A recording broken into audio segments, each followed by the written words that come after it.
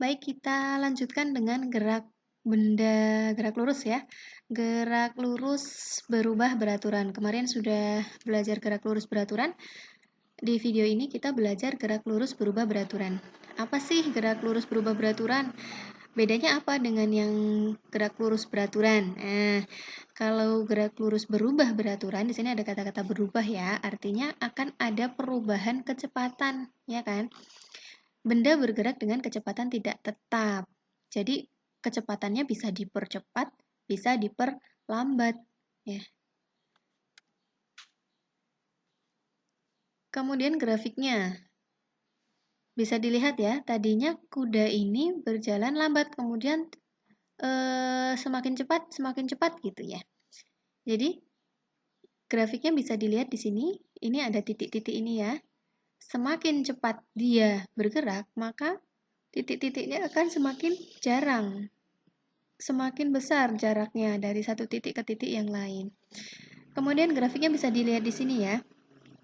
Kalau pada GLB ditandai dengan kecepatannya tetap, kalau GLBB yang tetap adalah percepatannya ya, hanya yang tetap. Itu ciri-cirinya. Ini adalah rumus yang digunakan untuk GLBB. Silahkan ini dicatat dulu. Yang pertama, X atau S sama dengan V0T tambah setengah AT kuadrat. Kemudian ada lagi V sama dengan V0 plus AT. Terus A itu sendiri sama dengan V per V0 dibagi T. Kemudian V0 kuadrat sama dengan VT kuadrat min 2 kali A dikali S. Gitu. Maaf, ini seharusnya dikurangi ya. V min V0 per T. Ini dikurangi harusnya. A sama dengan V min V0 per T. Gitu ya. Kemudian masih pada grafik ya. Kalau tadi dipercepat, sekarang diperlambat. Ini kalau diperlambat berarti tikus ini contohnya dia ngerem gitu ya. Semakin lama semakin lambat. Maka kita gambarkan garis titik-titiknya dari yang jaraknya jauh-jauh semakin dekat-dekat jaraknya. Nah, ini grafiknya ya. A-nya tetap nih ya.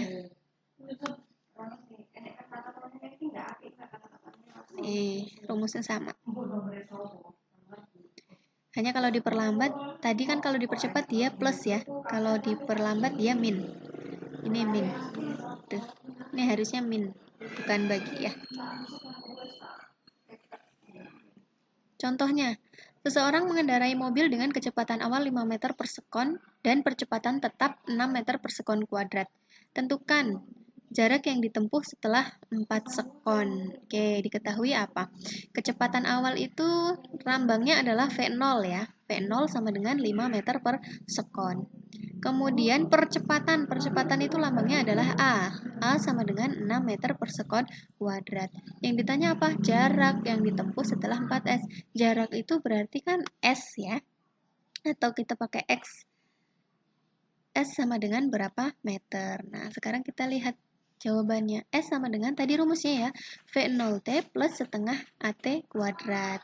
Kenapa dia plus? Karena dia mengendarai mobil tadinya 5 meter terus jadi 6 meter. Mengalami percepatan. Nih ya. Terus tinggal kita masukkan nilainya. V0-nya 5, T-nya berapa? T-nya 4 ini, di sini 4. Terus ditambah setengah dikali A-nya 6, T-nya 4 kuadrat. Tinggal masukkan nilainya. 20 ditambah 3 kali setengah kali 6, 3, 4 kuadrat 16. Jadi sama dengan 20 ditambah 48 sama dengan 68 meter. Sampai sini paham ya? Oke, kita lanjutkan. Ada grafik. Ini V, artinya V ini kecepatan ya. Kalau ini T, waktu. Dari grafik kita ketahui bahwa kecepatan awalnya adalah 2 meter per sekon. Kemudian kecepatan akhirnya 12 meter per sekon. Kemudian berapa waktunya? Waktunya dari sini ke sini, berarti kan 5 sekon ya. Yang ditanya percepatannya berapa? Jaraknya berapa? Percepatan itu rumusnya adalah A sama dengan VT min V0 per delta T. VT-nya berapa? 12 min 2, berarti 10 dibagi 5. Sama dengan 2 meter per sekon. Sekarang jarak yang ditempuh. Pakai ini tadi, sama dengan yang ini ya. S sama dengan V0T plus setengah AT kuadrat. V0-nya 2. Ini kan V0 2 ya. Terus T-nya 5, berarti 2 kali 5, 10. Setengah dikali 2, 1, 5 kuadrat, 25. Jadi 10 tambah 25 sama dengan 35 meter. Nah, sekarang tugasnya adalah silahkan kalian hitung ini, ya. Oke. Sudah diketahui? Sekarang tinggal menghitung. Oke, terima kasih. Assalamualaikum warahmatullahi wabarakatuh.